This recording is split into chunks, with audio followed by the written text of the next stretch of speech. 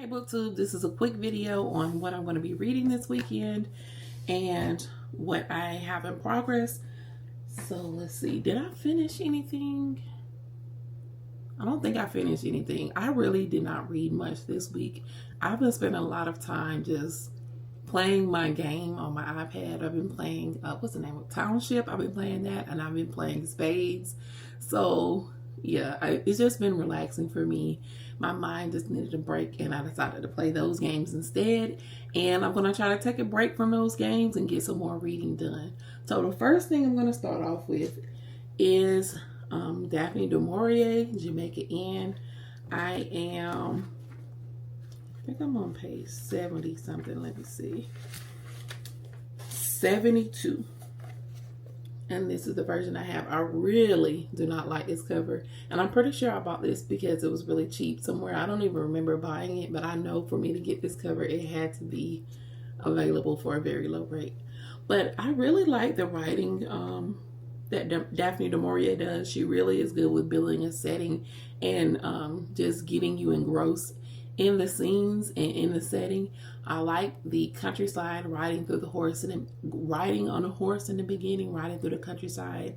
It's rainy for the hole at the top in the fabric, and it's slowly dripping down while she's riding through the countryside at night to get to the end. I really like that. I like how it was built up to feel like, give it an eerie feeling in the beginning. But once I realized I kind of figured like what might be the secret that's going on, like what's the mystery. When I kind of felt like it was going towards this direction, I lost interest in it quickly because what I think it might be is something that I'm not interested in. So I don't know if it's a spoiler or not to say it since this book is so old, but I'm going to say it feels kind of like a pirate vibe, and I'm not at all into pirates. So if I should continue to go ahead and read this, and it's not about pirates, it's something worth continuing, let me know, because right now I've soft DNF'd it. I do want to pick it up later because I'm not as quick to DNF classics. I do want to read them because they are so well loved by so many people throughout the years, and these have stood the test of time.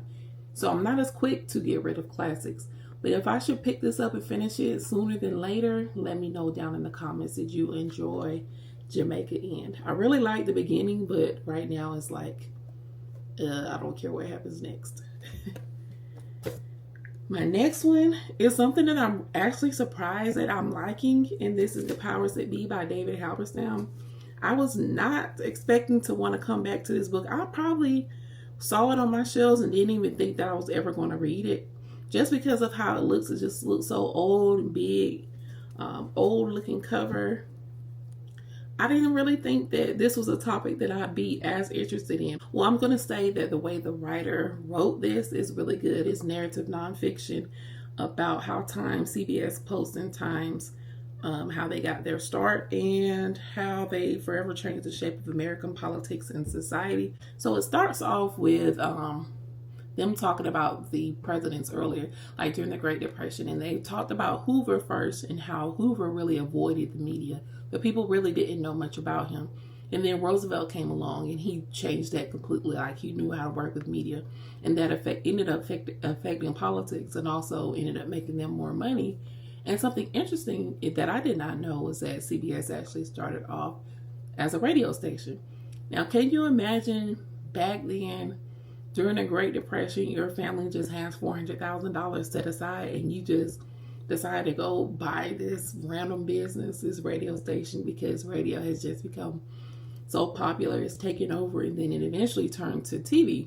But can you imagine just having $400,000 laying around that time? That was a lot of money. But yeah, it's really interesting so far, and this is something that I just continue wanting to come back to. I'm still in the first section of it when they're talking about CBS. And my final one is one that I'm reading on my Kobo. I actually love this Kobo. I think I've been using it maybe a month, maybe a little less, 3 or 4 weeks. I'm not sure.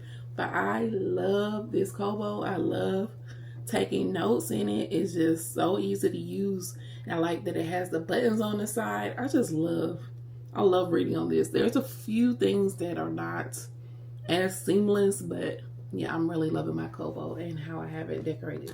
I might do a more detailed video on this later, but the book that I'm reading on here is Soil, and this is by Camille T. Dungy. Soil, the story of a Black mother's garden.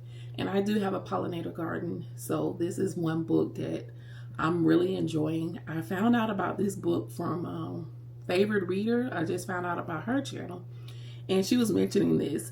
And the thing about her channel is she has so many books that I know that I would be interested in. We kind of have a similar reading taste.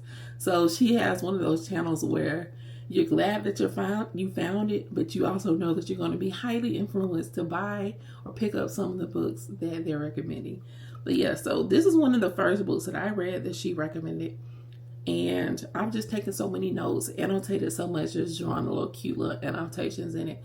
And she said that she thought it was average because I think she said she had a food and vegetable, like a food garden. And mine is just all flowers, all plants.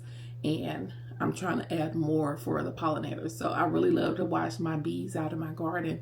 And I've just smiled so much while reading this. I know I'm going to love it. Again, that is Soil by Camille T. Dungy. And those are the 3 books that I have in progress. Let me know what you're reading this weekend. Thank you so much for watching, and I'll see you soon.